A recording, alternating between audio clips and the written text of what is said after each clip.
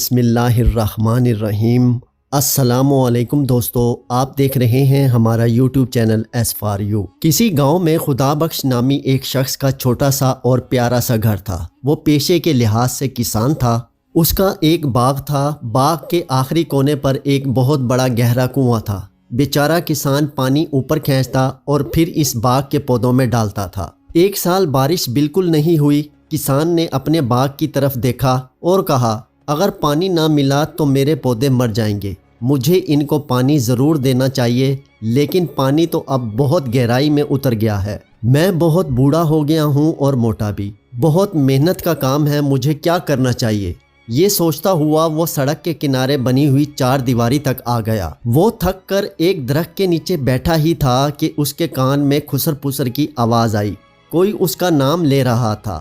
کسان کے کان کھڑے ہو گئے۔ وہ غور سے ان کی باتیں سننے لگا۔ وہ دونوں باغ کی دیوار سے ٹیک لگائے بیٹھے تھے۔ انہوں نے کسان کو نہیں دیکھا تھا۔ ایک آدمی نے کہا، خدا بخش اور اس کی بیوی ٹھیک 9 بجے سونے کے لیے چلے جاتے ہیں۔ ہمیں کم از کم 2 گھنٹے انتظار کرنا چاہیے، پھر 11 بجے ہم دیوار میں ایک بڑا سوراخ کر لیں گے۔ اس سوراخ سے گزر کر میرا چھوٹا بیٹا اندر جائے گا اور دروازہ کھول دے گا۔ اس کے ساتھی نے پوچھا، کیا خدا بخش کے پاس بہت دولت ہے؟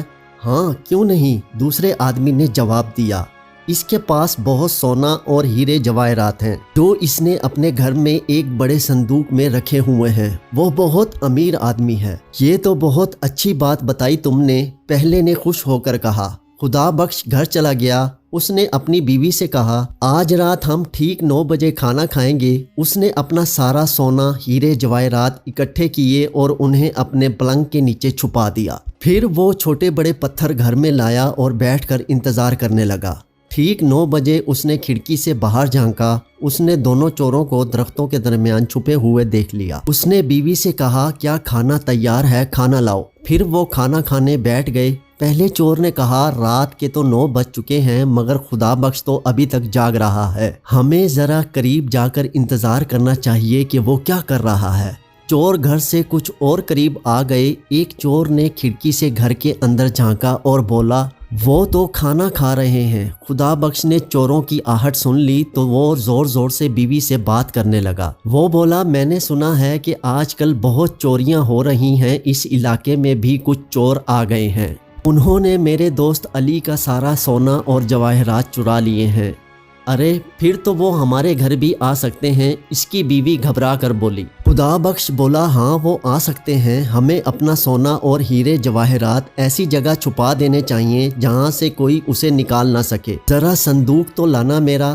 بیوی صندوق لے آئی۔ خدا بخش نے چپکے سے بیوی کو پتھر جمع کر کے دیے اور اس کے کان میں کہا، یہ ہمارا سونا اور ہیرے جواہرات ہیں۔ پھر وہ زور سے بولا، مجھے سونے کی اینٹیں دو تاکہ میں انہیں صندوق میں رکھ دوں۔ اس نے کچھ پتھر اٹھا کر دیے۔ ان کی پیٹھ کھڑکی کی طرف تھی۔ خدا بخش نے انہیں اتنی صفائی اور چالاکی سے انہیں صندوق میں رکھا کہ چور دیکھ ہی نہ سکے۔ خدا بخش نے کہکا لگایا اور بولا، میں ان کو ایسی جگہ چھپاؤں گا جہاں سے کوئی ان کو نکال ہی نہیں سکے گا۔ میرے ہیرے جواہرات کی تھیلی بھی لاؤ۔ بیوی اور پتھر لے آئی۔ اب میں صندوق بند کر رہا ہوں، اسے اٹھانے میں میری مدد کرو۔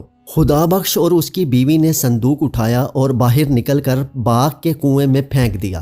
پھر وہ گھر میں چلے گئے اور انتظار کرنے لگے۔ پہلا چور بولا، انہوں نے اپنا سونا اور جواہرات کنویں میں چھپا دیے ہیں، اب وہ سونے چلے گئے ہیں اور بہت جلد سو جائیں گے۔ تھوڑی دیر بعد خدا بخش نے چپکے سے جھانکا تو چور کنویں کے پاس کھڑے تھے۔ پہلا چور بولا، ہمیں کنویں کا پانی نکالنا چاہیے، ویسے بھی قحط کا زمانہ ہے، پانی زیادہ نہیں ہوگا۔ جب پانی کم ہو جائے گا تو میں کنویں کے اندر اتروں گا اور صندوق نکال لوں گا۔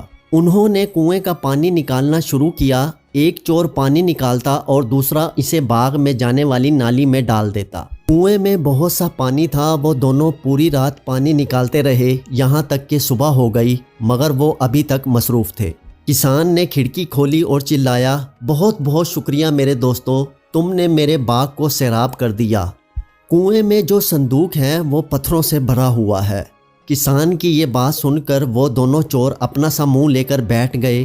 کسان نے ایک مرتبہ پھر اپنے باغ کو سیراب کرنے پر ان دونوں کا شکریہ ادا کیا۔